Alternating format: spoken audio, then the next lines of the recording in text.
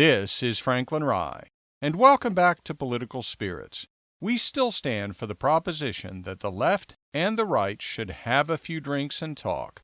Compromise is not a requirement. If those discussions result in us changing or even abandoning our positions, that's fine. If they don't, that's fine too. We just need to talk to each other. In that way, we can unify through speech. And if the discussion becomes a bit heated, at the end of the night, we should still be able to split up the bar tab and be on our way. So what are we going to talk about this week? Well, it's been a while since I told a story from back in my days handling governmental affairs. As you know, if you've been listening to this podcast, especially episode 5, where I told 3 different governmental affairs stories, I used to cover governmental affairs at the federal, state, and local level nationwide. And I've collected a fair number of amusing anecdotes over the years. I've talked on other podcasts about meeting up with local lobbyists that we hired. If you have an interest in governmental affairs, you probably wondered how I picked the lobbyists and how was I able to confirm that I made the right choice. Well, as with picking any consultant, much of the time recommendations come into play.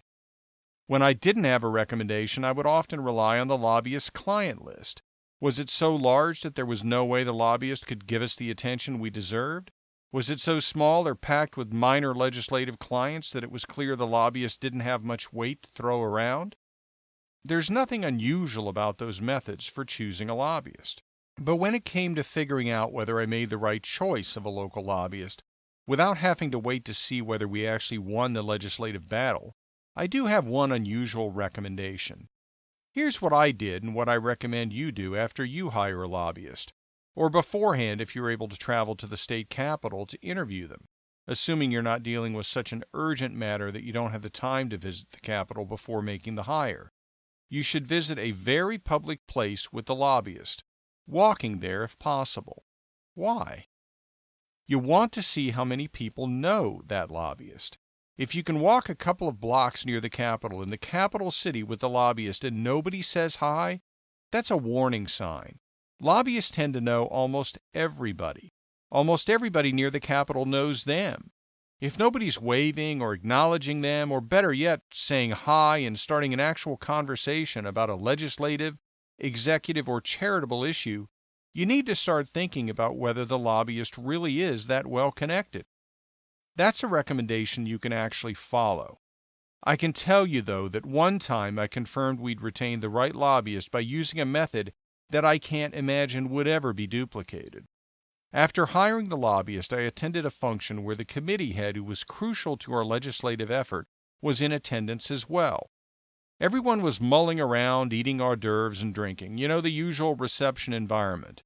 And that committee head was so possessive of the lobbyist that we'd retained that he was hiding behind a plant in the courtyard where the reception was being held and watching to see who the lobbyist we retained talked to. It was bizarre.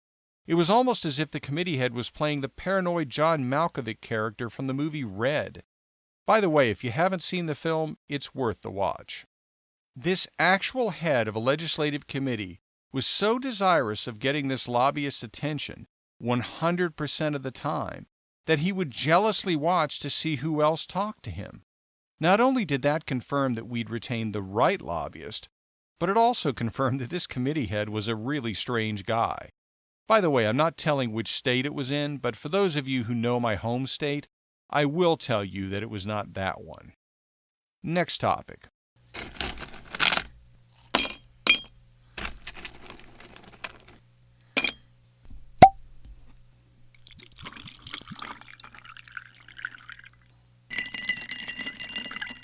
The trees are here to stay.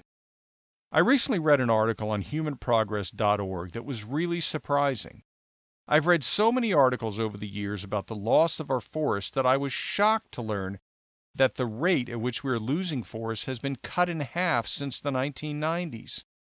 Every article I've read over the years about loss of forests has talked in catastrophic terms, but this one, entitled "No, We Are Not Running Out of Forests," by Alexander C.R. Hammond, dated May 24, 2018, at humanprogress.org, was much more positive. It pointed out that articles about the loss of forests typically fail to take into account that trees are being planted that help offset those being removed.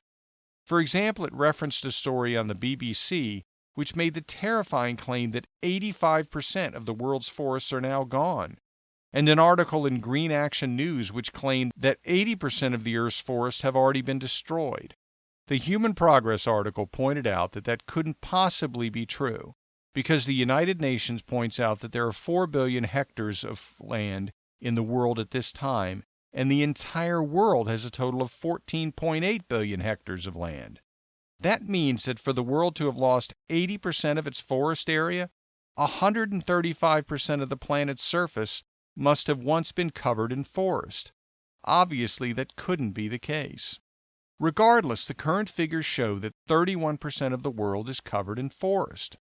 Between 2010 and 2015, even though the world lost 7.6 million hectares of forest each year, it gained 4.3 million each year during the same period. How could that be? Well, because trees are being replanted. As a result, the article points out that natural forest loss per year is only 0.059%, and the amount of loss is decreasing year over year so that it will eventually reach a 0% loss. In fact, the world's most wealthy areas, North America and Europe being the two most obvious examples, are actually increasing the portion of their land covered by forests. The United Kingdom has actually tripled the percentage of its territory covered by forests since 1919. Matt Ridley, the former science editor for The Economist magazine, posits that when nations reach a per capita GDP of $4,500, then the percentage of territory covered by forests begins to increase. Therefore, countries really don't have to be wealthy for this to occur. They just need to pass a relatively moderate threshold. Vietnam and Bangladesh are two countries that certainly aren't wealthy, but the article points out that they've passed that threshold and are experiencing a net increase in forests. So why do we never hear about those positive statistics? Well, think about it. If countries that grow economically are more likely to grow in forest area, then spurring economic development actually benefits the future of forests on the planet. That is absolutely contrary to everything we've been told about environmental damage. Economic growth is almost always depicted as the cause of the damage, not the cure. What is actually happening with the forest doesn't fit the narrative, so we aren't hearing about it. Unfortunately, that's become the situation with far too many issues these days. Next topic.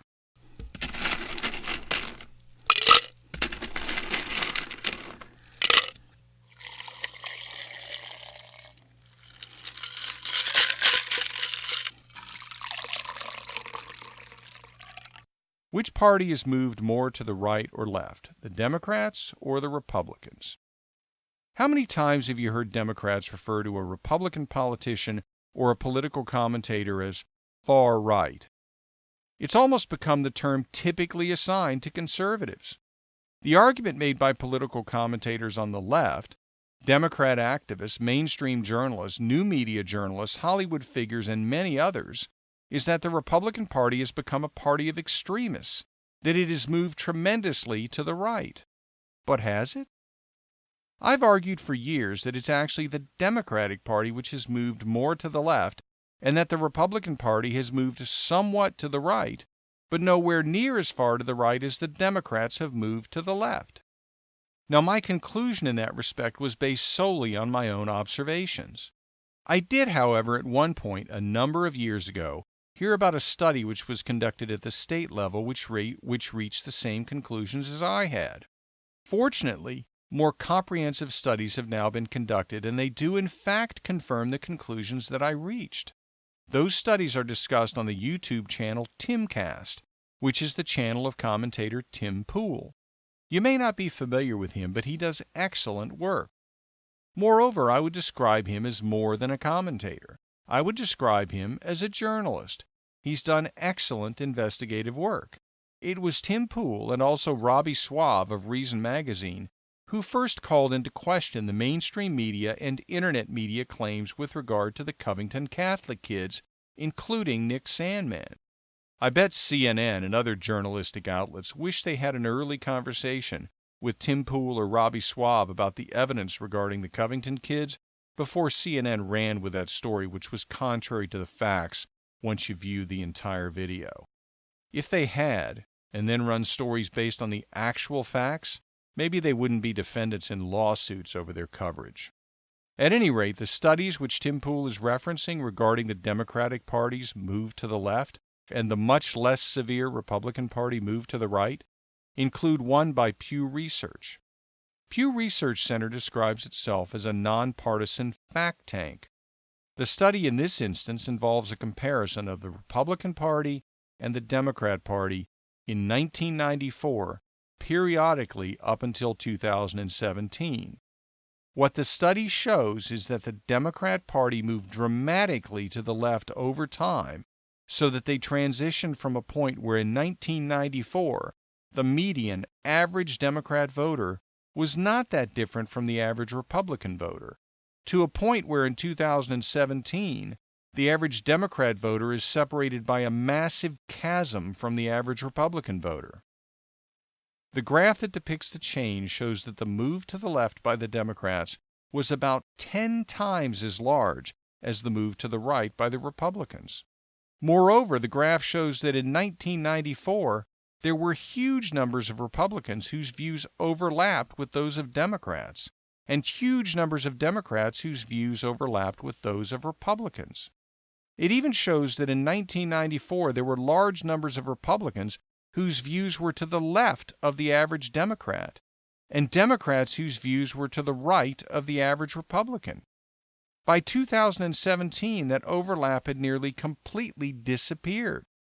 The reason being the extreme distance to which the average Democrat's views had moved to the left.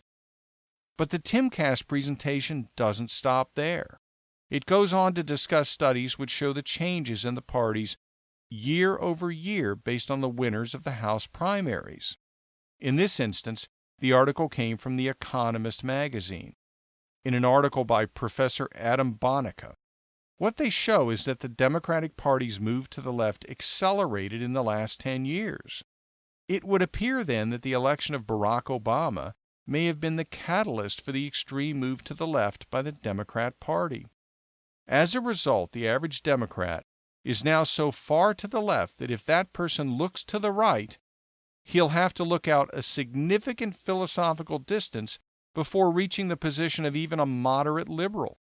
As a result, a Democrat that would look at a person somewhat to the right in 1994 would see and describe that person as a moderate conservative, and they would in fact be a moderate conservative. A Democrat now looking at someone that same distance to the right would describe him as a far-right person, when in reality he would actually be a liberal. It's just that the average Democrat is now so far removed from actual conservatives that they label moderate liberals as conservatives or maybe even far-right. This study prompts me to give two reminders, and I have to admit you're probably sick of them by now. The first is that this shows the importance of talking to our fellow Americans. We really do need to have conversations so that we understand where each of us stands.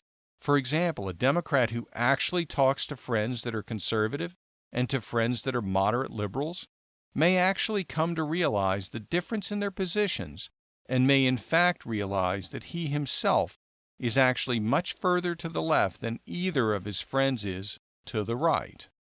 And the second thing that it prompts me to remind you about is the importance of the Democrat Party losing resoundingly in 2020. If there's any hope for the Democrat Party to move back to a more reasonable, moderate set of positions, it will come from a resounding loss in the 2020 elections. Once that happens, we'll be in a better position to have two strong, reasonable political parties, with each being placed at risk if its opponent manages more effectively to grab the center in the general election. It is that pressure that will help create a situation where the parties actually work together to try to resolve problems. Next topic.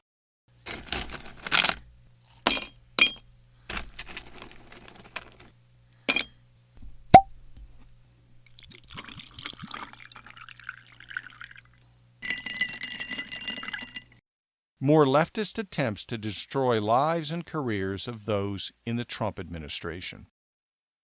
As I discussed in a prior podcast, there are organizations on the left which are trying to convince colleges and corporations not to hire members of the Trump administration when they leave the administration. Typically, the objection is to individuals who've been involved in enforcing the administration's immigration policy. As I said on the prior podcast, we should all be deeply concerned about these efforts and should hold in disrepute any college or corporation which goes along with them. For America to have an effective executive branch of government, the president must be able to pursue the best and the brightest for employment by the administration. The inevitable result of a successful effort to convince colleges and corporations not to hire former Trump administration officials will be that the word gets out that joining the administration can be the death knell for your career. Therefore, you shouldn't do it. In that respect, those organizations that are lobbying to prevent colleges and corporations from hiring former Trump administration officials are in fact lobbying to make sure that we do not have an effective executive branch of government. That is not just concerning, it is deeply disturbing. Likewise, it is equally disturbing that any college or corporation would go along with such an effort.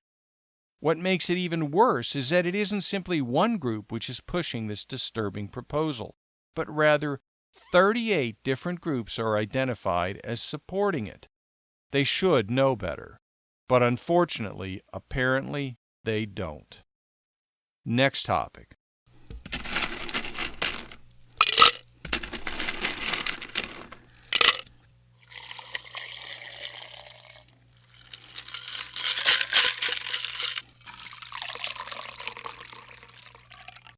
Daddy, what's sales tax?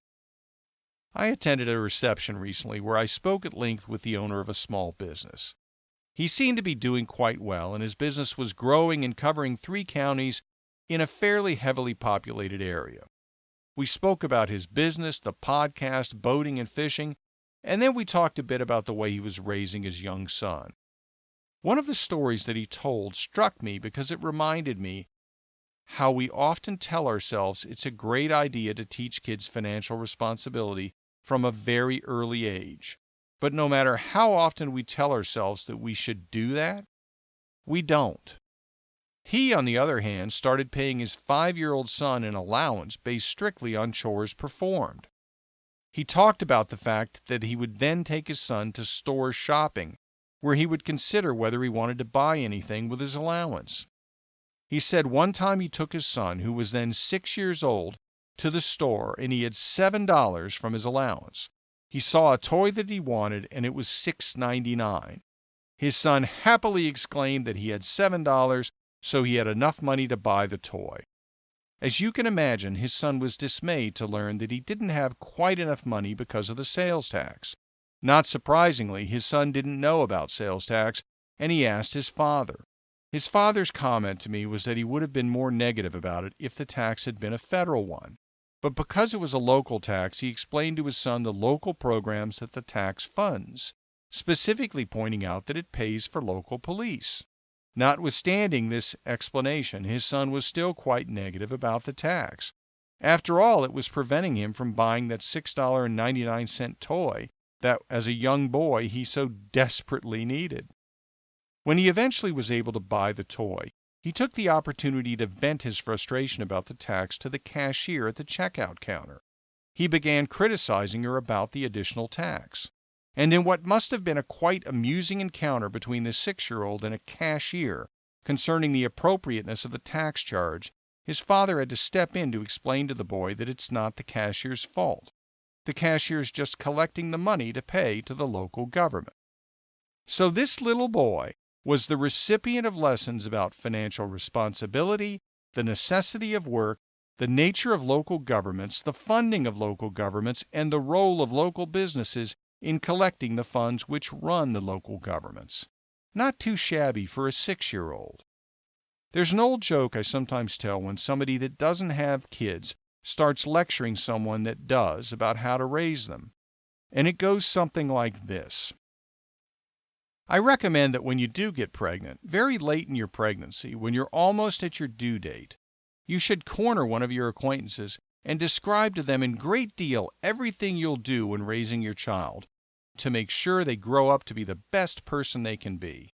Explain exactly how you're going to approach rules and discipline and eating and snacks and nutrition and exercise and schoolwork and responsibility and discipline and exposure to the outdoors and extracurricular activities related to school and dating and every other detail that comes to mind, because that will be the last time you have all the answers. And you know what? That really is true. It will be the last time you have all the answers. But one thing for sure, that small businessman I talked to definitely did have the answer about teaching your kids financial responsibility. Have you been getting all of the answers from political spirits? Some of the answers? Well, hopefully so. I'll be releasing another episode with more answers next week, and I hope you'll make it a point to listen. Until then, be sure to tell your friends about political spirits. And remember to tell your friends in other states, too. And follow me on Twitter at Franklin Rye. This is Franklin Rye. Thank you for listening.